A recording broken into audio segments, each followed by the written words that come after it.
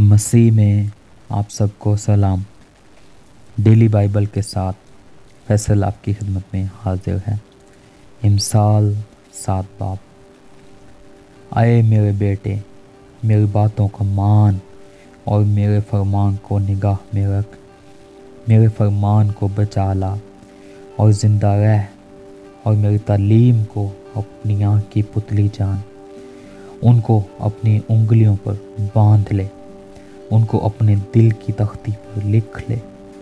हिकमत से कह, तू मेरी बहन है, और फहम को अपना रिश्तेदार करार दे, ताकि वो तुझको बुराई औरत से बचाएं, यानी बेगाना औरत से जो चापलूसी की बातें करती है। क्योंकि मैंने अपने घर की खिड़की से, यानी झरोके में से बाहर निगाह की, और मैंने एक बेअक्ल नौजवान को नादानों के दरमियान देखा, यानी नौजवानों के दरमियान वो मुझे नज़र आया कि उस औरत के घर के पास गली के मोड़ से जा रहा है, और उसने उसके घर का रास्ता लिया।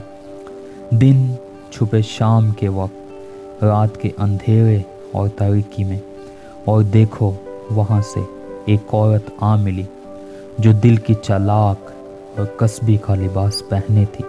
वो गौराई और खुदसर है। उसके पाँव अपने घर में नहीं टिकते। अभी वो कूचों में है, अभी बाजारों में, और हर मोड़ पर घात में बैठती है। सो उसने उसको पकड़कर चूमा और बेहया मुँह से उससे कहने लगी, सलामती की कुर्बानी के ज़बीहे मुझ पर फ़र्ज थे। आज मैंने अपनी नज़रें अदा की हैं, इसीलिए मैं तेरी मुलाकात को निकली कि किसी तरह तेरा दीदार हासिल करूं। सो तुझ मुझे मिल गया।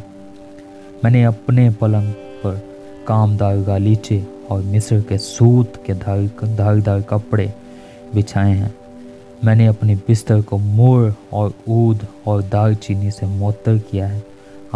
हम सुबह तक दिल भर कर इश्कबाजी करें और मोहब्बत की बातों से दिल बहलाएं, क्योंकि मेरा शौहर घर में नहीं, उसने दूर का सफ़र किया है। वो अपने साथ रुपए की थैली ले गया है और पूरे चांद के वक्त घर आएगा। उसने मीठी मीठी बातों से उसको फुसला लिया और अपने लबों की चापलूसी से उसको बहका लिया। वो फौरन उसके पीछे हो लिया, जैसे बैल ज़िबा होने को जाता है, या बेड़ियों में अहमक सज़ा पाने को। जैसे परिंदा जाल की तरफ तेज़ जाता है और नहीं जानता कि वो उसकी जान के लिए है, हत्ता कि तीर उसके जिगर के पार हो जाए।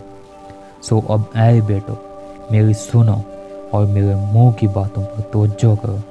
तेरा दिल उसकी राहों की तरफ मायल ना हो, तो उसके रास्तों में गुमराह ना होना, क्योंकि उसने बहुतों को ज़ख्मी करके गिरा दिया है, बल्कि उसके मकतूल बेशुमार हैं।